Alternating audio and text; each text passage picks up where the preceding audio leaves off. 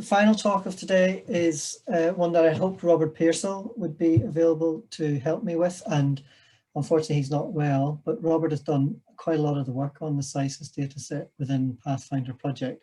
And really I'm going to talk about the evolution of PsyCIS over the last, well, 15 years, but again, accelerated within the last 2 years of Pathfinder as a resource, moving from what's essentially a clinical governance tool towards hopefully something that can be more useful for research purposes.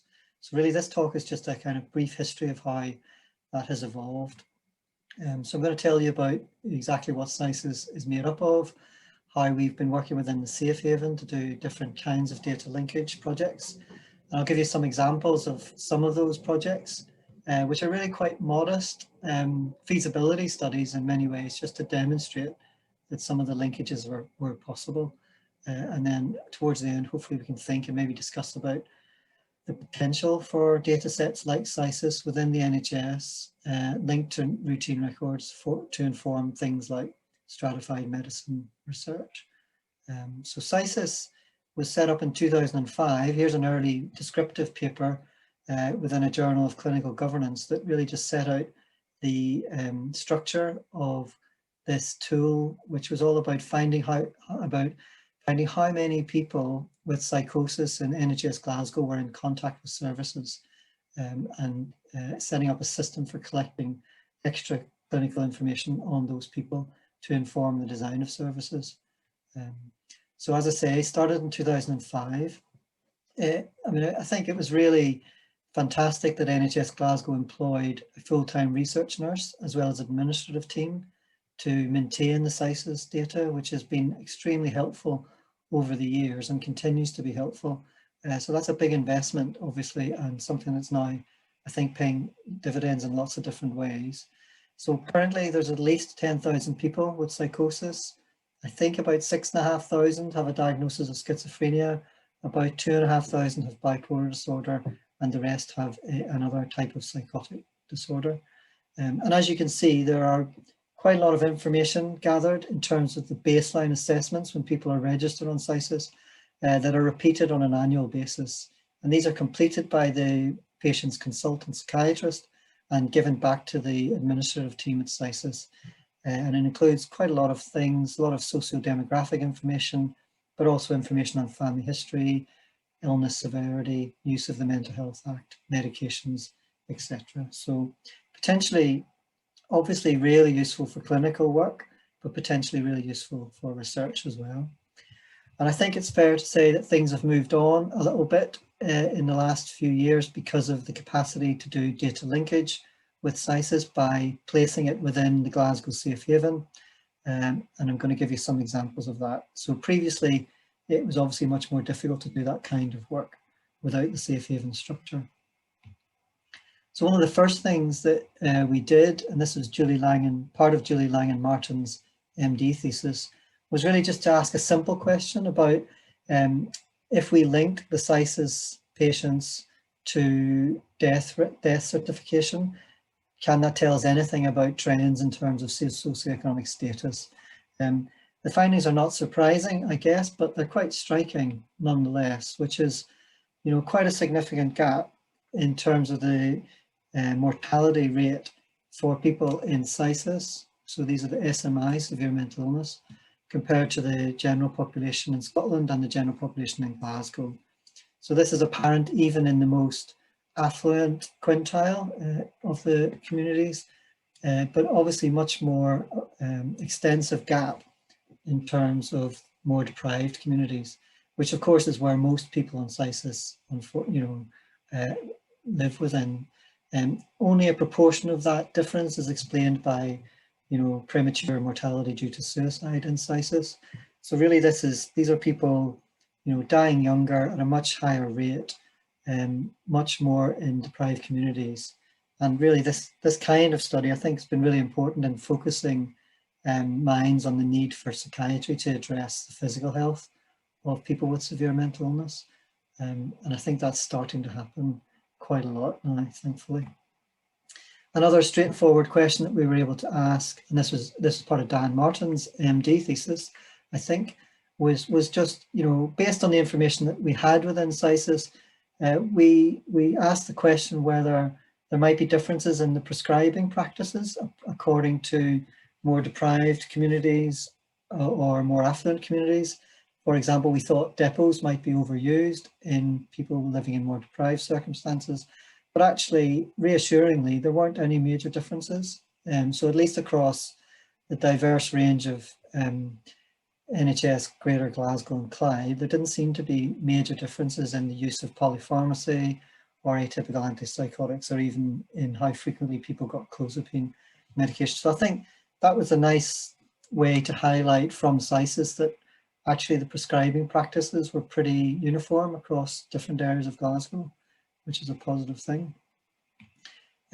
Moving this forward a little bit more, we started to link PsyCIS to routine blood records within the safe haven. And just to illustrate here, I've highlighted a very small study that Robert Pearsall did, looking at those patients within PsyCIS who were on clozapine treatment. Many of you will know clozapine is obviously used for more difficult to treat schizophrenia. And of course, clozapine is related to obesity and a higher risk of diabetes as well. So we wanted to know, you know, within the last 2 years, what were the rates of blood testing like for people with clozapine? And actually they were pretty good. So, you know, 94% of people had a record of a glucose test, 92% a record of cholesterol. And of those who had diabetes, the monitoring for diabetes was pretty good overall, I think. So again, that was using data linkage to demonstrate to clinicians, I think, on the ground that actually, at least in clozapine treated patients, who of course come for blood tests regularly, there were good rates of monitoring for physical health problems, at least on routine blood testing. I guess that doesn't necessarily translate to better outcomes for patients because a lot more needs to be done after that.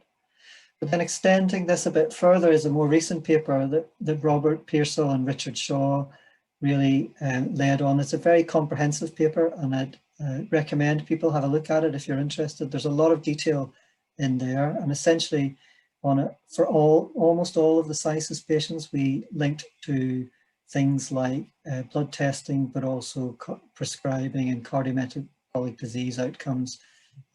So there's, as I say, a lot of information. In terms of data cleaning and linkage, we ended up with about 7,700 participants where there were complete data available. And generally, just to summarize one aspect of this, we asked the question, how many of these 7,700 patients had no record of blood tests in the preceding 2 years?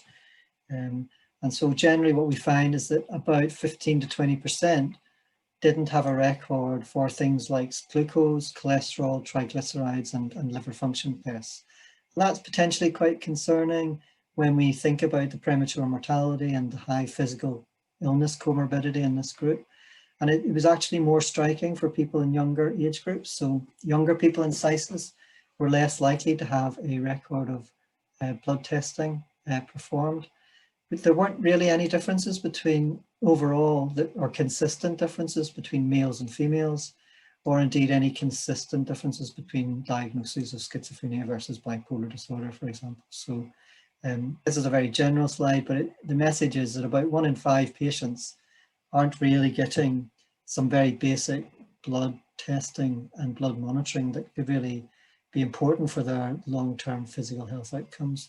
So that's really useful, obviously, in terms of clinical governance. And hopefully that has been, I think we have properly fed that back to clinicians locally as well as nationally.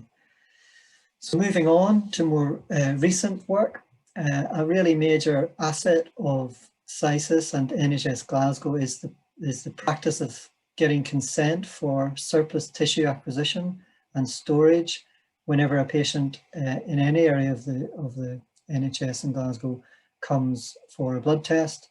So there's a very simple process of asking them for consent to store an excess sample from the routine blood tests within the biorepository for use in future research. Obviously, NHS Essex is then subsequently required to make use of this sample in terms of specific research studies. But we've started doing that as part of the Pathfinder work. And we have about 400 PsyCIS samples within the Glasgow biorepository that are there ready to be made use of in terms of research from a genomics point of view, a pharmacogenomics point of view. And also the real strength of this is potentially that there's a great deal of previous and future clinical information available for these samples, which isn't often the case in genetic studies, obviously. So this is something we're really keen to develop further as we go forward. And then one of the other things that we wanted to do with the PsyCIS dataset was really to make it available for research to other groups across the UK, particularly as part of Pathfinder. And we've been doing things like developing a data dictionary, which is almost complete. And the idea here is that this data dictionary will be presented within NHS Glasgow and on the website as something similar to what's available in UK Biobanks, so that interested researchers can come and see some metadata on different aspects of the PsyCIS that are available, some information about the linked data sets that could be used for different research projects. So that's almost complete, and it was a really important output from our Pathfinder work to make PsyCIS research ready and usable by other research groups.